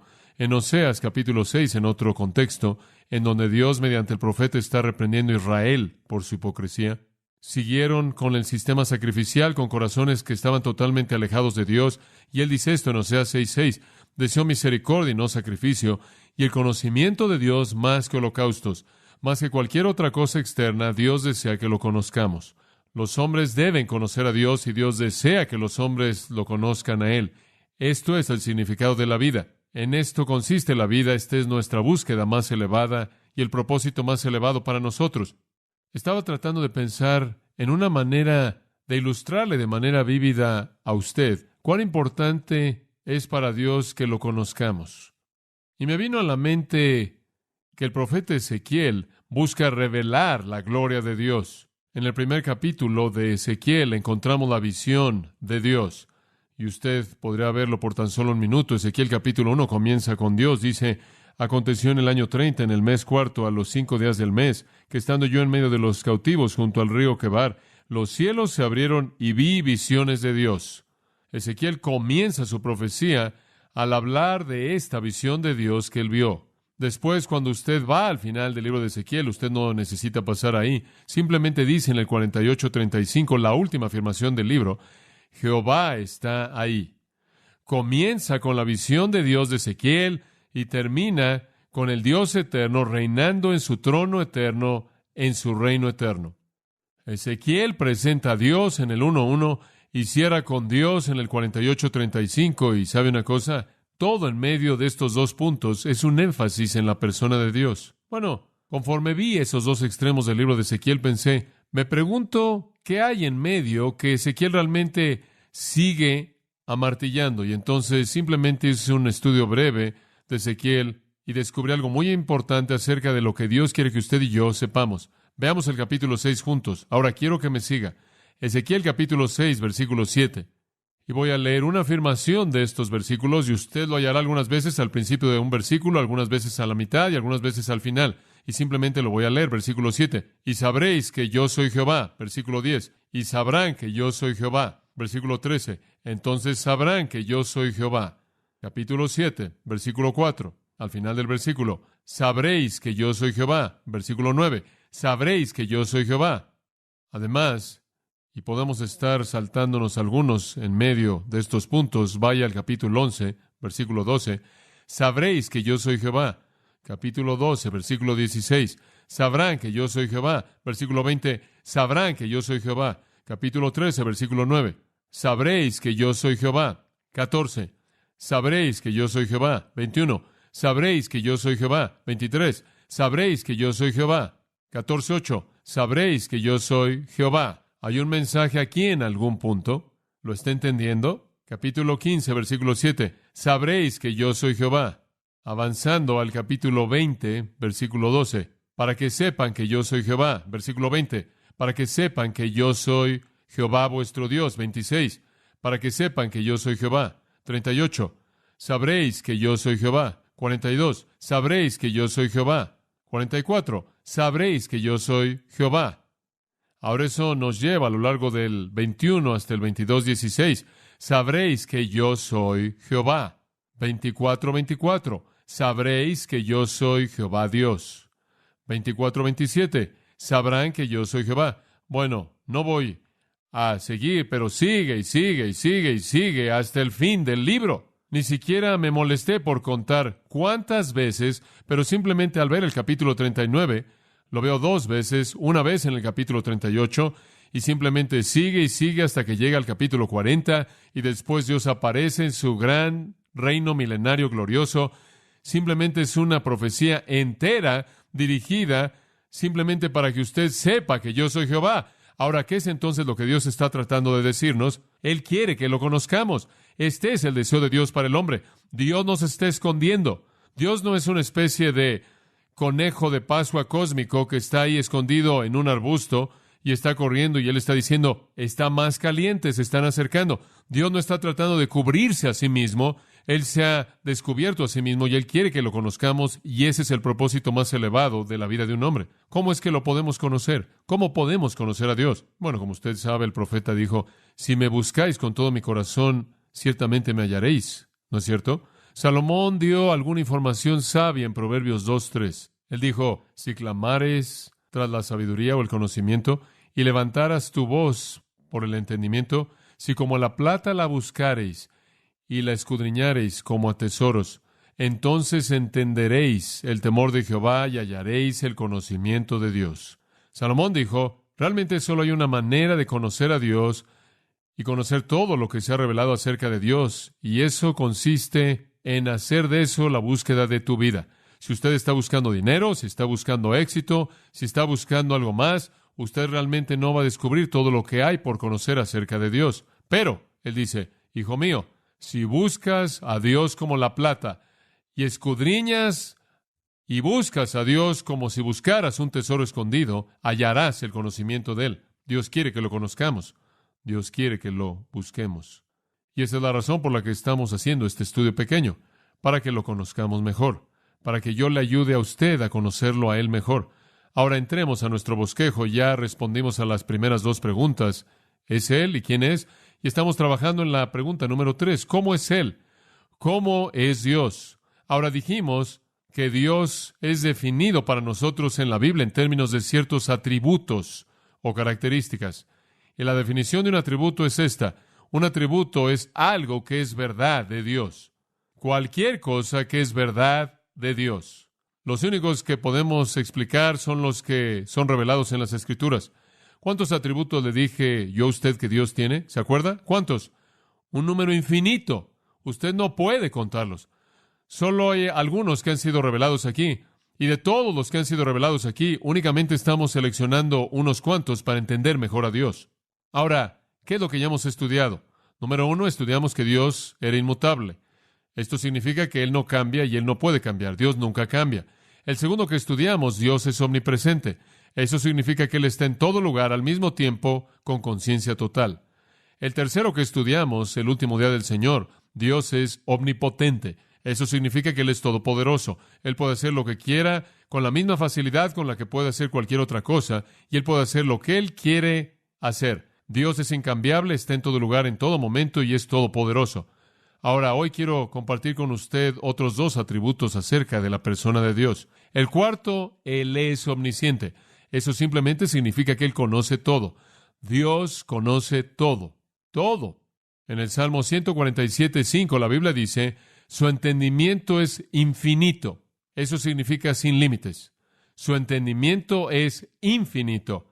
Él no solo conoce lo que se puede conocer, Él conoce lo que no se puede conocer. 1 Timoteo 1:17 lo llama el único y sabio Dios. Judas 25 lo llama el único y sabio Dios. Romanos 16:27, Pablo lo llamó Dios el único sabio. Él no solo es sabio, Él no solo conoce todo, sino que Él es el único que conoce todo lo que Él conoce. Ahora, los ángeles conocen mucho, pero no conocen lo que Dios conoce. Y usted y yo conocemos algunas cosas, pero nadie conoce tanto como Dios. Sabiduría sin paralelos, infinita, y entendimiento y conocimiento. ¿Sabía usted que Dios nunca aprendió nada? Cuando usted ora, usted no dice, ahora Dios, quiero informarte acerca de mi suegra que está enferma. Oh, voy a escribir eso. No. No, usted no le dio a Él alguna información que Él necesitara. Él necesitaba saber que usted le preocupaba, y Él escoge operar a través de sus oraciones. Pero no hay sorpresas para Dios. Él nunca aprendió nada. ¿Quién le enseñaría? Isaías 40:13. ¿Quién ha enseñado al Espíritu de Jehová? ¿O le ha aconsejado y le ha enseñado? ¿Quién le enseñó a Dios? Claro que nadie. Romanos 11:34, Pablo dice, porque ¿quién ha conocido la mente del Señor o quién ha sido su consejero? Nadie. ¿Quién le enseñó a Dios? Nadie. Dios conoce todo. Ahora, cuando usted se detiene a pensar en esto, aquí estamos sentados, y la mayoría de nosotros conocemos y amamos al Señor Jesucristo, la mayoría de nosotros conocemos a Dios. ¿Alguna vez se ha detenido a darse cuenta de que el hecho más sorprendente de la omnisciencia de Dios es que Él nos conoce y todavía estamos aquí? Sí, eso es sorprendente. Dios conoce todo y aún así nos ama. Increíble. Cuando usted considera el atributo que voy a mencionar en un minuto, su santidad, Dios desprecia el pecado, Dios conoce todo y después trata de entender cómo es que usted entró a su presencia. Después va a terminar con otro atributo, amor. Dios conoce todo y aún así nos redime. Dice usted, ¿por qué? Isaías 48 nos explica todo a nosotros. Isaías 48:8. Él dice, sí, no oísteis, no me escucharon, no supieron. Desde ese tiempo vuestro oído no fue abierto, nunca me escucharon. Desde el principio mismo, cuando yo hice al hombre, ellos nunca escucharon, porque yo sabía que tú te conducirías de manera muy impía y fuiste llamado un transgresor desde el vientre. Dios dice, yo supe que fuiste un pecador desde el vientre mismo. Usted habla de cuándo es que una persona se convierte en una persona a los ojos de Dios. Es bastante claro en la Biblia, ya en el vientre. Por causa de mi nombre, contendré mi enojo, y para mi alabanza me refrenaré por ti. No te cortaré aquí, te he refinado, pero no con plata. Te he escogido en el horno de la aflicción. Por mi causa, inclusive por mi causa lo haré. Dios ve hacia abajo y conoce todo. Sabía que estabas putrefacto, echado a perder desde el principio. Sabía que eres un transgresor desde el vientre y odio el pecado. Pero te salvé de cualquier manera. ¿Por qué? No tanto por causa de ti, sino porque quise desplegarle al mundo otro de mis atributos. Y ese es el atributo del amor, y a los ángeles otro, el atributo de la sabiduría, por mi causa. La maravilla de maravillas para mí es que Dios conoce todo y aún así me ama. Nada está escondido de Dios. ¿Sabe usted que todo acerca de su cuerpo lo conoce Dios y los cabellos de su cabeza están contados? Para algunos de ustedes eso no es difícil. Todo acerca de usted Dios lo conoce. Dice usted, ¿por qué es que Dios se molestaría por contar su cabello? Él no tendrá que contarlo. Él lo conoce de manera intrínseca. Dios no está haciendo eso simplemente para probar un punto, ahí llevando un libro de registro de cabello. Todo lo que es, Él lo conoce. Y no tiene que aprenderlo o descubrirlo. Él conoce su cuerpo. Pero ¿quiere saber algo? Él conoce más allá de su cuerpo. Su cuerpo es transparente para Dios. En Apocalipsis 2:23, Él dice, yo soy el que escudriña la mente y el corazón. Su cuerpo no cubre nada. Él ve su corazón y su mente también como ve lo de afuera de usted. Las nubes, la oscuridad, la noche, no son diferentes para Él. La noche no es cortina alguna para Dios. En el Salmo 139:12 dice, la oscuridad no esconde de ti. Supongo que el hombre amó más las tinieblas que la luz porque sus obras fueron malas. Tiene que ver algo con el hecho de que la mayor parte del pecado, la mayoría del pecado, se conduce en lugares que están apenas con luz, pero ciertamente eso está en la luz brillante de la omnisciencia de Dios. La noche no esconde nada de Dios. El hablar en voz baja no hace que Dios no oiga nada. Salmo 139:4 dice, porque no está aún la palabra en mi boca, y aquí, oh Jehová, tú la sabes toda. Dios oye sus murmullos como si estuvieran a todo volumen. Dice usted, ¿qué hay acerca de mis pensamientos? Escuche, su mente no podrá concebir el pensamiento más sutil afuera del conocimiento de Dios. Isaías 66:18, yo conozco sus pensamientos. Jesús en Juan capítulo 2 dio evidencia de que Él era Dios cuando Él dijo que nadie necesitaba decirle nada de lo que estaba en el corazón del hombre. Él sabía lo que estaba en el hombre. Cuando Jesús confrontó a Nicodemo, Nicodemo hizo una pregunta con su boca, otra en su mente, y Jesús respondió la que estaba en su mente, que él nunca preguntó con sus labios. No hay un lugar secreto en su casa, o un lugar secreto en el mundo al que usted puede acudir, que lo esconda usted de Dios. Mismo capítulo, Isaías 66, mismo versículo, conozco sus obras. Él sabe. Y escúcheme, todo lo que Él conoce es correcto, porque según Deuteronomio 32:4, Él es llamado un Dios de verdad. Es imposible que Él mienta. Él nunca ha cometido un error. Él no puede errar. Él conoce todo. Y Él conoce todo de manera correcta y veraz. Todo. Dice usted, Bueno, pero ¿qué tal si estoy dependiendo de Oseas 13:12? Hombre, he hecho este versículo mi vida. Dice, la iniquidad de Efraín está ligada, su pecado está escondido. Estoy dependiendo de ese. Estoy esperando que haya unas cuantas cosas que él no conoce. Lo siento. Dice usted, bueno, ¿qué significa ese versículo? Yo sé que la gente dice, esto significa que Dios no conoce todo el pecado. Dios conoce todo. La Biblia presenta eso de manera clara. En todo lugar que usted lea acerca de la persona de Dios, es obvio que Él conoce todo. Dice usted, bueno, ¿qué significa ese versículo? Bueno, ciertamente no es una contradicción. Significa esto. La iniquidad de Efraín está ligada, su pecado está escondido. Esto es, por el momento su pecado está colocado a un lado para un día futuro de juicio. Es un plan en el que Dios aparta algo. Peca ahora, paga después. Es correcto. ¿Sabe una cosa? Usted lo ve, algunas veces las personas piadosas parecen estar más bajo estrés que los impíos, ¿verdad? Porque es que algunas veces los impíos prosperan. No siempre prosperarán. Quizás como Efraín, su pecado por el momento está escondido. Está apartado para el día del juicio que vendrá en el futuro. Ese es el significado de Romanos, capítulo 2, versículos 5 y 6, donde Pablo dice, pero por tu corazón endurecido, impenitente, atesoras para ti mismo ira para el día de la ira. En otras palabras, estás pecando y estás amontonando un montón de pecado para un día futuro, para la revelación del justo juicio de Dios, quien dará a todo hombre según sus obras. Viene un día cuando ese juicio vendrá y ese pecado que ahora está siendo escondido o apartado para un día futuro será desenmascarado, castigado. Dios conoce todo, todo. Y eso nos lleva a un comentario al margen. Otro atributo de Dios que solo vamos a poder meter porque no tenemos tiempo para cubrirlos todos es el atributo de sabiduría. Ahora, escúchame. ¿Qué es sabiduría? Le voy a dar una definición simple. Sabiduría es omnisciencia actuando con una voluntad santa. Es omnisciencia actuando con una voluntad santa. Si Dios conoce todo, entonces todo lo que Él hace es absolutamente sabio. Si Él conoce el fin desde el principio, entonces Él conoce todo paso en medio de estos dos puntos. Si Dios sabe que esto es lo que usted es y esto es lo que usted será, usted quizás no entienda lo que está pasando en medio de estos dos puntos, pero Él sí, y todo es correcto. Si Él tiene conocimiento perfecto, Él tiene sabiduría perfecta. Omnisciencia práctica. Él conoce todo, todo. ¿Sabe una cosa? Usted puede conseguir muchas ilustraciones de la sabiduría de Dios. Usted puede ver la creación, todo desde el macrocosmos del universo hasta el microcosmos de los detalles de la vida, y usted puede ver sabiduría.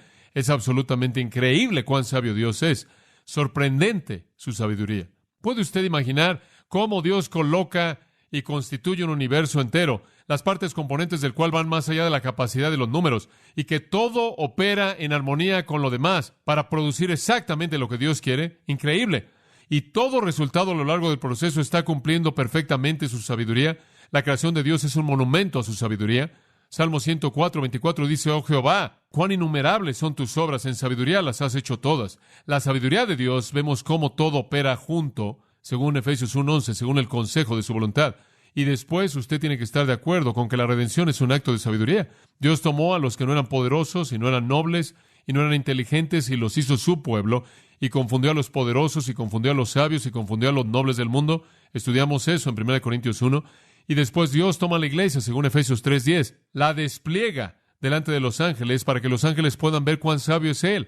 La sabiduría de Dios, amigos míos, es vista en la redención de aquellos de nosotros que somos su iglesia. Dios es sabio, Dios conoce todo. ¿Cuáles son las lecciones prácticas de esto? Permítame dárselas. ¿Qué es lo práctico para un cristiano en primer lugar? ¿Qué hace esto para mí, saber que Dios es sabio y conoce todo? Número 1, es un gran consuelo para mí saber que Él conoce todo. Dice usted, ¿por qué? Bueno, en primer lugar, es bueno saber que Él me conoce. Él tendría que conocer todo para conocerme a mí. No soy tan importante en el universo. ¿Alguna vez se ha preguntado, bueno, me pregunto si Él sabe que estoy aquí? Me imagino que hay algunas personas que simplemente están ahí en el mundo y no son muy famosos ni nada, y de vez en cuando dicen, me pregunto si realmente sabe que existo. No hago mucho ruido ni nada. ¿Sabe una cosa? Hubieron algunas personas así en el tiempo de Malaquías. Dios realmente estaba exhalando juicio en contra del pueblo, y Malaquías era el profeta que estaba predicando contra ellos, y hubo un grupo de personas insignificantes que se reunieron y estaban tambaleando y estaban diciendo, ¿sabes una cosa? Podríamos terminar ahogados en este juicio. Dios podría olvidarse y podría comenzar a destrozar a todo el mundo. Me pregunto si nos recuerda. Y en Malaquías 3:16 dice, entonces los que temieron a Jehová hablaron con frecuencia uno a otro. Estaban hablando mucho. Hombre, ¿sabes una cosa? Esto está empeorando. Me pregunto si Dios sabe que estamos aquí. Y Jehová oyó, y el libro de la memoria fue escrito delante de él para aquellos que temieron a Jehová y pensaron en su nombre. Y serán míos, dijo Jehová, en el día cuando yo haga mis joyas, y los libraré como un hombre libra a su propio hijo que lo sirve. Dios tiene un libro, amigos míos, y a Él no se le olvida quién pertenece a ese libro. ¿No es bueno saber eso? Me da gusto que Él conoce todo. Él conoce a John MacArthur y Él sabe que yo conozco a Jesucristo, y entonces Él sabe que yo pertenezco al libro. De hecho, Él lo supo hace tanto tiempo atrás que me escribió antes de que el mundo comenzara. Es un consuelo para mí saber que Dios conoce todo. Saber que no hay nada absolutamente fuera del conocimiento de Dios. Él me conoce a mí y Él sabe que yo le pertenezco a Él. Eso es un consuelo. En el Salmo 56, versículo 8, me encanta esto. Tú contaste mis salidas, tú colocaste mis lágrimas en tu botella o en tu redoma. Podrá ser una afirmación en lugar de una pregunta. Tú colocas mis lágrimas en tu botella. ¿Sabe una cosa? En el Oriente, cuando los que lloraban venían, eso era algo que se hacía por costumbre. Todo el mundo llora. Algunos de los que lloraban metían sus lágrimas en una botella. Usted le pagaba a los que lloraban. Supongo que era una manera en la que usted probaba que había cumplido con su trabajo. Y entregaba una botella de lágrimas y recibía su dinero. Pero tenían gente que venía y lloraba. Y se aseguraban de que sus lágrimas cayeran en una botella y las dejaban ahí como una pequeña muestra. David dice que Dios hace que las lágrimas de David caigan en la botella de Dios. Dios se acuerda de mis lágrimas. Dios no solo me conoce a mí, sino que Él conoce mis lágrimas. ¿Es bueno saber eso? ¿Es algo confortante para usted que Dios conoce toda prueba que usted jamás enfrenta? ¿Que Dios mete sus lágrimas en su botella? Él debe tener una botella muy grande. Quizás Él simplemente llena el océano con ellas y esa es la razón por la que está salado, no lo sé. Dios mete las lágrimas de usted en su botella. Eso significa para mí que Dios se preocupa por mí. Me da gusto saber eso. En Mateo capítulo 6, Dios no solo conoce mis ansiedades y mi dolor, no solo conoce quién soy yo, sino que Él conoce todas mis necesidades. En Mateo 6:25, no os afanéis por vuestra vida, qué comeréis o qué beberéis o qué vestiréis. ¿No es la vida más que el alimento y el cuerpo más que el vestido? Mirad las aves del cielo, no siembran, ni cosechan, ni recogen, pero vuestro Padre Celestial las alimenta. ¿No valéis vosotros más que ellas? ¿Son mejor ustedes que las aves? ¿Y quién de vosotros, por mucho que se afane, podrá añadir a su estatura un cubo? No tiene sentido preocuparse. Usted no puede ayudarse con eso de cualquier manera. ¿Y por qué os afanáis por el vestido? Mirad los lirios del campo, cómo crecen. No trabajan ni hilan. Pero yo os digo que ni Salomón en toda su gloria se vistió como uno de ellos. Y si Dios viste la hierba del campo, que es hoy y mañana es arrojada al horno, ¿no os vestirá mucho más a vosotros, hombres de poca fe? No os afanéis diciendo, ¿qué comeremos o qué beberemos o qué vestiremos? Porque los gentiles buscan todas estas cosas, pero vuestro Padre Celestial sabe que tenéis necesidad de estas cosas. Mas buscad primeramente el reino de Dios y su justicia, y todas estas cosas os serán añadidas. Mi Padre me conoce y mi nombre está en su libro. Mi Padre conoce mis lágrimas, y mi Padre conoce mis necesidades, y Él las cubre todas. Yo soy mejor que un ave. Yo soy más importante que un lirio. Los lirios son bonitos, las aves están bien. Y yo soy mejor que la hierba que está aquí hoy y ya no está mañana, porque Dios cuida de mí. Es un consuelo saber que Dios conoce todo. Él me conoce mis ansiedades, mis pruebas, mis lágrimas, mis necesidades. Y escuche, en medio de todo eso, Él nunca, jamás comete un error, jamás. Escúcheme, si Dios tiene una cantidad infinita de atributos y un conocimiento infinito, y usted no entiende algo, no diga que Dios cometió un error, simplemente reconozca que usted no conoce mucho. No lo atribuya a la torpeza de Dios, atribúyala a la suya. Dios no comete errores. Además, para el cristiano, la omnisciencia significa consuelo. En segundo lugar, creo que significa confianza. Hombre, solía pensar en la doctrina de la omnisciencia como todo menos confianza. Cuando yo era un niño pequeño, mis padres solían decir, quizás no sepamos lo que haces, pero Dios sí. Él ve todo. ¿Se acuerda de esa belleza? Solía escuchar eso. Él sabe. Y sabe una cosa, yo solía pensar que la doctrina de la omnisciencia realmente era un problema. Hombre, ¿qué problema? Después estudié Juan 21 y crecí un poco y me acordé de Pedro ahí. Y Pedro Estuvo tratando de convencer al Señor de que lo amaba. ¿Se acuerda de eso? Señor, te digo, te amo. Y el Señor le siguió preguntando y preguntando. Finalmente él dice, Señor, mira, tú todo lo sabes, tú sabes que te amo. ¿A qué apeló? ¿A qué doctrina de Dios? ¿A qué atributo? Omnisciencia. La omnisciencia es algo maravilloso. No es tanto que Dios lo ve a usted y lo espía. Eso es solo la mitad. ¿Sabe usted que si no fuera por la omnisciencia hay algunos días en las que Dios ni siquiera sabría que usted lo ama porque no es tan obvio? Y si Él no conociera todo, Él ni siquiera sabría que usted se preocupa por Él. Supongo que en mi vida hay muchos días cuando yo no me distingo de alguien del mundo. ¿Estaría usted de acuerdo con eso para su vida? ¿Cómo es que Él sabe que yo me preocupo? Él tiene que conocer mucho. Él tiene que conocerlo todo. Él tiene que conocer mi corazón. Oh, eso me da confianza de que aun cuando fallo, mi amor todavía está seguro porque Él conoce mi corazón. Un tercer pensamiento, y ya hice referencia a este, es corrección. Escuche esto. Si usted supiera que Dios no conociera todo, ¿qué haría usted que no hace ahora?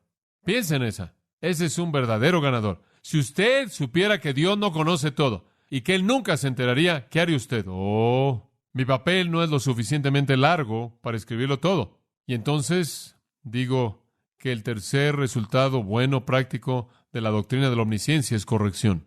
Dios es un maestro quien nunca deja el salón. Sin embargo, siempre es con amor, ¿no es cierto? Él conoce todo. Si usted supiera, y piensa en esto, si usted quiere saber realmente en dónde tiene dolor, si usted quiere conocer sus pecados, si usted quiere saber en dónde está el nivel más bajo, más putrefacto, simplemente imagínese, ¿qué haría usted si usted supiera que Él nunca sabría? Y usted se va a encontrar ahí, pero Él sabe. Y como le dije la última vez, debido a que Él está en todo lugar, todo pecado que usted comete es como si usted entrara a gatas a la sala del trono de Dios, se acercara hasta los pies del trono y lo hiciera ahí en su cara, en la cara de Dios. Pero el Nuevo Testamento nos dice que en algún punto vamos a dar cuentas por todas las cosas que hemos hecho en el cuerpo, 2 Corintios 5. Y también nos dice en 1 Corintios 4:5 que ese día va a traer a la luz las cosas escondidas de la oscuridad. Dios conoce todo, todos nuestros caminos, pensamientos, actitudes, todo. Para el cristiano, eso es corrección, hombre. Si Él lo sabe, no lo quiero hacer. No quiero afrentarlo. No quiero deshonrarlo. Eso es corrección. Y después la confianza que tengo en saber que Él conoce mi corazón y el consuelo que tengo en saber que Él sabe que soy de Él. Él conoce mis lágrimas, Él conoce mis necesidades. Él nunca comete un error. ¿Qué hay acerca del no cristiano? ¿Qué significa la doctrina de la omnisciencia para usted? Usted está aquí, usted no conoce a Dios, usted no conoce a Cristo, usted en cierta manera está viendo desde afuera, usted en cierta manera nos está evaluando. ¿Qué significa esto para usted? Número 1, permítame decir esto. Debería revelarle a usted la torpeza de la hipocresía. Si usted piensa que usted puede jugar un juego y salirse con la suya, usted está equivocado. Dios conoce todo. No piense ni por un minuto que Dios es engañado por usted. No es así. Él no es engañado. Su hipocresía es desenmascarada de manera total cuando Jesús en el Sermón del Monte confrontó a Israel. Él simplemente los desnudó, ¿no es cierto? Él simplemente les arrancó las marcas. Hipócritas. Y estaban buscando un lugar en donde esconderse, créame, para cuando terminó con ellos. Escuche Eclesiastés, una palabra de sabiduría de Eclesiastés 12:14. Dice esto: porque Dios traerá toda obra a juicio, con toda cosa secreta, sea buena o mala. Escuche, Dios no es engañado por la rutina de usted. Dios no ve su máscara y dice, oh, Dios no es como el hombre. El hombre mira lo que está delante de sus ojos, pero Dios ve ¿qué? El corazón. Él lo ve usted de manera clara. Escuche, amigo mío, si usted no conoce a Cristo, más vale que usted reconozca desde el principio que usted no conoce a Dios, y sea cual sea el juego que esté jugando para tratar de aparecer como alguien bueno delante de Dios, no sirve. La torpeza de la hipocresía. Si Dios conoce todo, Él conoce mucho más de lo que usted cree que Él conoce. Lo segundo que yo le diré a un incrédulo o a alguien que no conoce a Dios es que hay una promesa de juicio preciso. En Romanos 2:2, Pablo dice, Dios juzgará según la verdad. Cuando hablamos del juicio final y el lago de fuego y quién es enviado al infierno, créame, ese juicio será un juicio justo. Dios juzgará en base a la verdad, porque Él tiene conocimiento absoluto de la verdad. Y nadie Nadie engaña a Dios. En Jeremías 16:17 el profeta dijo, sus iniquidades no están escondidas de mis ojos. No se esconden. En 1 Samuel 16:7, el hombre mira lo que está delante de sus ojos, pero Dios ve el corazón. El juicio será conforme a la verdad, y no hay manera de esconderlo de Dios. Él sabe si usted es un pecador, Él sabe si usted no es perdonado, Él sabe si su iglesianismo fue el único que tuvo, Él sabe si sus buenas obras fueron lo único en lo que usted dependió, Él sabe si su nombre está en el libro, Él sabe si usted se ha arrepentido y ha venido a Cristo. Él lo sabe todo. Y sus juegos no lo engañan a Él, ni los míos. Otra cosa que yo le diría a un incrédulo es esta. Saber que Dios sabe todo debería señalarle a usted la insensatez de la sabiduría humana. Dios lo sabe todo. Entonces, si realmente quiere ser sabio, debería usted conocer el conocimiento de Él. Como Salomón le dijo a su hijo, busca el conocimiento, busca el conocimiento. Él lo dice una y otra vez, particularmente el capítulo 8, simplemente lo repite desde el versículo 1 hasta el versículo 36. Adquiere conocimiento, adquiere conocimiento. Y el conocimiento es el conocimiento de Dios. Un hombre necio busca el conocimiento del mundo. 1 Corintios 1:19, destruiré el conocimiento del mundo, destruiré a los sabios, dice él. La sabiduría de los sabios llegará a nada. Entonces, al incrédulo yo le diría, hay necedad en la hipocresía, Dios lo va a juzgar a usted según la verdad, no confíe en la sabiduría humana, Dios lo sabe todo. Eso es un consuelo para nosotros y debería ser una advertencia fuerte para otros. Dios es incambiable, Dios está en todo lugar, Dios es todopoderoso, Dios lo conoce todo. Finalmente, quiero hablarle en quinto lugar acerca de la santidad de Dios. La santidad de Dios. Dios es santo. Yo creo que este es el atributo más significativo de todos sus atributos. Esto para mí es la joya resplandeciente que está en la corona real de su cabeza. Este es el definitivo. Dios es santo. Cuando los ángeles cantaron, no dijeron, eterno, eterno, eterno. No dijeron, fiel, fiel, fiel. No dijeron, sabio, sabio, sabio. Poderoso, poderoso, poderoso. ¿Qué dijeron? Santo, santo, santo. Señor Dios Todopoderoso. Esta es la corona de todo lo que Él es. Él es santo. Éxodo 15:11. ¿Quién es como tú? Dice, glorioso en santidad, temeroso en alabanza, haciendo maravillas. ¿Quién es como tú, glorioso en santidad? Nadie. ¿Sabe usted que ese es su nombre? Salmo 111:9 dice, santo y reverenciado es su nombre. Santo es su nombre. Job 6:10 lo llama el santo. Isaías los oyó decir, santo, santo, santo es Jehová de los ejércitos, la tierra está llena de su gloria. Apocalipsis 4:8, las criaturas vivientes, santo, santo, santo. 1 Samuel, capítulo 2, versículo 2, habla de su santidad y dice que no hay santo como Él.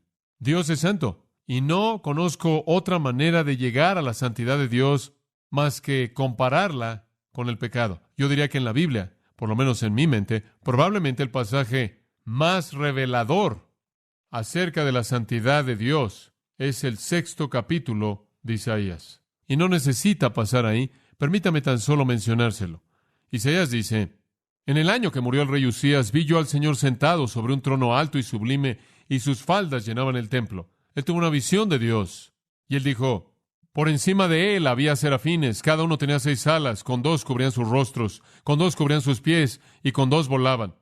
Y uno de esos ángeles, recuerde usted, tomó un carbón del altar y tocó la lengua de Isaías. Pero antes de todo eso, ¿cuál realmente es el punto en ese pasaje? Isaías dice, vi a Jehová y clamé, ¡ay de mí que soy muerto! Porque siendo hombre inmundo de labios, mis ojos han visto al Rey. Él fue absolutamente despedazado hasta lo más profundo de su ser. Él se sacudió de manera violenta. Él se estaba despedazando de manera violenta. ¿Por qué? Porque él había visto la santidad de Dios, y al ver la santidad de Dios, él fue sacudido hasta lo más profundo de su ser por su propia pecaminosidad. ¿Lo ve? Y quiero decirle algo. No es sino hasta que un hombre entiende la santidad de Dios que eso nunca sucederá sin una comparación con su propio pecado. No es sino hasta que usted entiende su propio pecado que usted llegará a conocer la santidad de Dios. Los dos van de la mano. Usted no puede conocer su pecado hasta que usted conoce su santidad, y usted no puede conocer su santidad hasta que usted ve su pecado. Isaías vio a Dios levantado y después se vio a sí mismo, y él simplemente derramó su corazón diciendo: ¡ay de mí! Estoy destruido, estoy acabado. Entre usted y Dios hay un espacio absoluto de santidad e impiedad. Usted es impío, Él es santo. Y usted debería estar, y yo debería estar, simplemente, absolutamente sacudido hasta lo más profundo de nuestro ser cuando nos vemos en comparación con Él. Dios es santo. Ahora escúchame. Dios no se conforma con un estándar santo. Él es el estándar. Él es absolutamente santo. Él nunca hace algo malo. Él nunca erra. Él nunca emite un juicio equivocado. Él nunca comete un error. Él nunca hace algo en su vida que no sea lo que debe suceder de manera correcta en su vida, ni tiene Él tampoco un fin correcto en mente. Siempre Él hace lo que es correcto. Y no hay grados en su santidad. Él es absoluta, infinitamente santo. Y debido a que, como puede ver, Dios es santo, esa es su condición para cualquier persona que quiere existir en su presencia. Cuando los ángeles pecaron, ¿qué les hizo Él a ellos? Inmediatamente, ¿qué? Los expulsó y preparó un lugar para ellos separado de su presencia. Cuando los hombres escogen no venir a Dios, cuando escogen rechazar a Jesucristo, ¿qué les sucede a ellos en últimas? Son enviados al mismo lugar preparado para el diablo y sus ángeles, fuera de la presencia de Dios. ¿Por qué? Porque para estar en la presencia de Dios, en su universo, usted debe ser, ¿qué? Santo. Dice usted: pero John, ¿cómo es que yo puedo ser santo? Usted puede ser por la fe en el Señor Jesucristo. Como puede ver, es mediante Cristo que Dios nos da la santidad de Cristo y nos ve santos posicionalmente. Dios nos hizo santos en Cristo.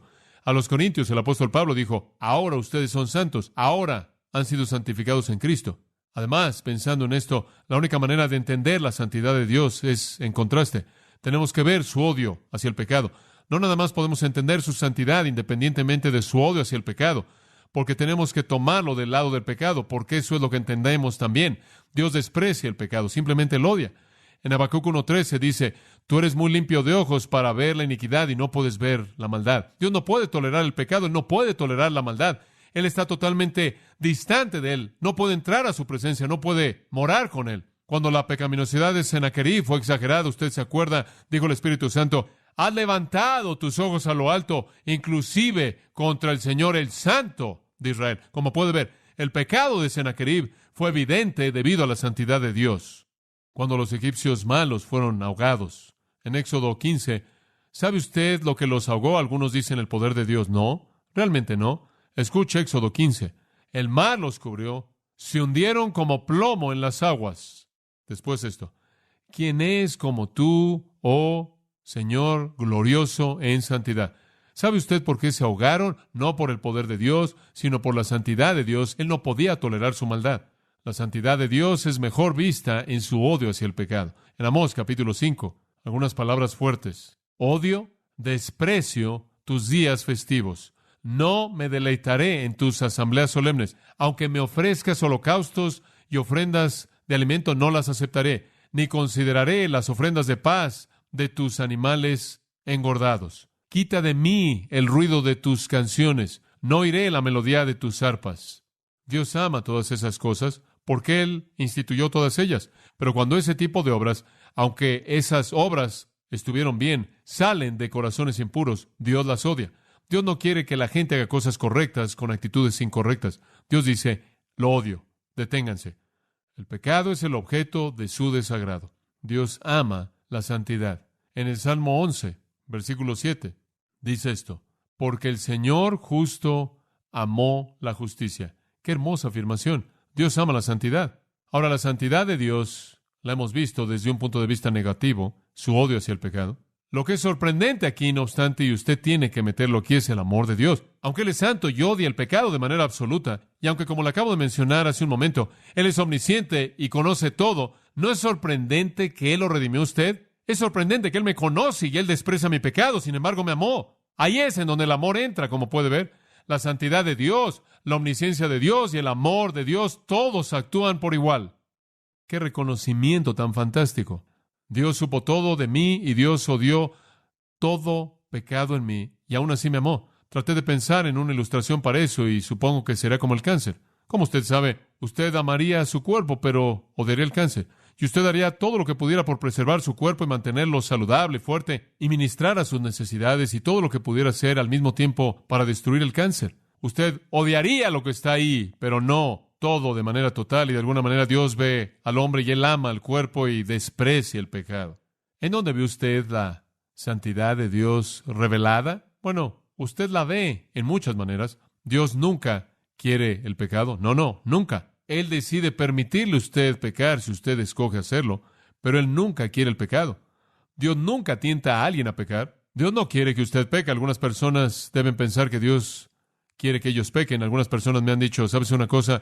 Lo que realmente debes hacer es tener una vida realmente pecaminosa y decirle a todo mundo cómo vives, y después cuando cuentas tu conversión a muchas personas la van a creer y van a decir, ¿qué transformación? ¿No es eso maravilloso? Entonces Dios realmente debe querer que estés en el lodo para que tengas algo que decir, muy convincente. ¿O no? Dios no celebra el pecado de nadie. Nunca. Y Dios nunca tienta a un hombre a pecar. Santiago 1, 13 y 14. Dios no tienta a nadie. Pero la santidad de Dios es vista en cosas muy positivas. Por ejemplo, su santidad es vista en la creación, para comenzar. En Eclesiastés 7:29, y vamos a cerrar con estos pensamientos. En Eclesiastés 7:29, él dijo, Dios hizo al hombre recto, pero han buscado muchas cosas. Dios hizo al hombre recto. Cuando Dios hizo al hombre, Él era santo. La santidad de Dios es vista en la creación. En segundo lugar, la santidad de Dios es vista en la ley moral. La ley moral todavía permanece, aunque el hombre ha tratado de destruirla y hacerla a un lado. La ley moral todavía permanece en el mundo y esto muestra que Dios es santo. Romanos 7:12, Pablo dijo, la ley es santa, el mandamiento es santo, justo y bueno. La ley moral de Dios muestra que Dios es un Dios santo. Cuando Dios estableció una ley moral justa, Él mostró que Él es un ser moral, santo y justo. Y creo que también la santidad de Dios no solo es vista en su creación y no solo en su ley moral, sino veo la santidad de Dios en su ley sacrificial. Cuando veo a Dios estableciendo a todos esos animales como un sacrificio, veo a Dios diciendo que la muerte es el resultado del pecado. Y quiero que vean eso, y quiero que lo vean bien. Y cada vez que esas personas hacían un sacrificio, veían la mortandad del pecado, y eso probaba la santidad y la moralidad de Dios. La santidad de Dios es vista en la creación, en la ley moral, la ley sacrificial. La santidad de Dios también es vista en el juicio contra el pecado. En el juicio contra el pecado. Cuando usted estudia la Biblia y usted ve, por ejemplo, en 2 de Tesalonicenses, capítulo 1, a Jesús viniendo en llama de fuego y vengándose de aquellos que no conocen a Dios ni obedecen el Evangelio. Cuando usted ve en Judas 4 esos impíos que están condenados por sus obras impías, que han hecho de manera impía en contra de Dios, usted ve cómo Dios odia el pecado y su juicio contra el pecado es un reflejo de su santidad. Él debe castigarlo. Y quizás de manera suprema, la santidad de Dios es vista en la cruz. Sí, la santidad de Dios es vista en la cruz. Usted dice, pero ahí es donde todo el pecado estuvo sobre Él. Sí, y esa es la ilustración más grande de su santidad. Escúcheme, Dios fue tan santo que Él pagó el precio absolutamente supremo que era necesario para satisfacer su santidad. En Hebreos, capítulo 9 y versículo 26, lo pasamos por alto, pero es una afirmación sorprendente. Escuche lo que dice. Porque Él entonces, de otra manera, le hubiera sido necesario padecer muchas veces desde el principio del mundo. En otras palabras, si fue un sistema sacrificial, Cristo tendría que haber muerto una y otra vez. Pero escuche, pero ahora, en la consumación de los siglos, se presentó una vez para siempre por el sacrificio, ¿de quién? De sí mismo. La santidad de Dios fue tan infinita que Él tuvo que pagar el precio supremo de que Él mismo muriera, llevando el pecado, porque el precio tenía que ser pagado aun si le costaba su propia vida. Eso es santidad. Su santidad es vista en la muerte de Cristo. La santidad de Dios demandó pago, aun si Él mismo tenía que pagarla. Aun si Él mismo tenía que pagarlo. Él es santo. Santo. ¿Cuáles son las lecciones prácticas de la santidad? Para el no cristiano, simplemente esto. La santidad de Dios demanda santidad en tu vida. Y es solo mediante Jesucristo. En Efesios 4 habla de vestirse del nuevo hombre, renovado en santidad. Dios quiere que usted sea santo y la única manera en la que usted jamás llegará a ser santo es estar en Cristo y tener su justicia dada a usted. Por otro lado, si usted no es cristiano y usted rechaza la santidad de Dios ofrecida a usted en Jesucristo, entonces otro atributo de Dios entra en operación. Y ese atributo es llamado justicia. Si usted rechaza a Dios, entonces recibirá lo que usted merece. Eso es justicia. Y Dios es justo. Y para el impenitente, su santidad demanda justicia. ¿Qué hay acerca del cristiano? ¿Qué significa la santidad para un cristiano? ¿Cuál es la idea práctica de la santidad de Dios en mi vida? Simplemente es afirmada en 1 de Pedro. Y quiero que escuche, capítulo 1, versículo 15. Como aquel que os llamó es santo, sed también vosotros santos en toda vuestra manera de vivir. Porque escrito está, sed santos porque yo soy santo. Si Dios es santo, ¿qué quiere de nosotros? Santidad. Ahora escúchame. Él nos hizo santos posicionalmente. Posicionalmente en Cristo somos santos. Pero Él quiere que nuestras vidas prácticas encajen con nuestra posición. Él quiere que vivamos de manera santa. No solo que seamos santos posicionalmente, sino que vivamos vidas santas, porque cuando somos santos, eso nos distingue del mundo. Eso le hace saber al mundo que hay una diferencia. Esta es la razón por la que en 2 Timoteo 2:19 Él dice, apártese de iniquidad todo aquel que invoque el nombre del Señor. Si usted va a nombrar el nombre, entonces viva la vida. Deje que el mundo sepa que hay una diferencia. Le voy a decir algo más. La santidad en su vida le da a usted confianza delante de Dios. Si usted es un cristiano y está viviendo una vida santa, usted está enfrentando el pecado, usted está haciendo cosas piadosas y cosas santas, usted está viviendo una vida recta, entonces usted va a tener una confianza delante de Dios. Escuche usted esta ilustración hermosa de Job 22, y simplemente se la voy a leer. Escuche. Si os volvéis al Todopoderoso, seréis edificado. Quitarás la iniquidad muy lejos de tus tiendas. Escuche, usted va a regresar a Dios y va a enderezar las cosas. Lo primero que tiene que hacer antes de que regrese ahí es quitar el pecado. Versículo 26, escuche. Entonces te deleitarás en el Todopoderoso y levantarás tu rostro a Dios. Usted no puede ir a Dios y levantar su rostro y deleitarse en Él cuando hay pecado en su vida. ¿Alguna vez ha experimentado eso? ¿Descubrió en su vida lo que yo he descubierto, que cuando hay pecado en mi vida, yo tengo dificultad orando? Job 22 dice, encárgate de tu pecado y podrás levantar tu rostro hacia el rostro de Dios, sin culpabilidad. Escuche, la santidad nos distingue del mundo. La santidad nos da confianza, la santidad nos da paz. No hay paz para el impío. Isaías 57:21 dice, santidad, Dios quiere que seamos santos, aun si Él tiene que disciplinarnos. Según Hebreos 12:10, Él nos va a disciplinar para hacernos santos. ¿Qué debe hacer un cristiano? Bueno, quizás lo que David hizo en el Salmo 51, asegúrese de orar por un corazón limpio, y después, según Proverbios 13:20, camine con gente limpia. Sed santos como yo soy santo. Oremos. Padre, gracias en esta mañana por tu revelación de ti mismo a nosotros. Encomendamos estas palabras y pensamientos a tu cuidado, que den fruto en nuestras vidas. Confirma en nuestro corazón estas verdades, Padre. Despídenos con tu bendición para traernos de regreso en esta noche, esperando que aprenderemos más acerca del adversario y seremos victoriosos en tu poder. Te alabamos en el nombre de Cristo. Amén.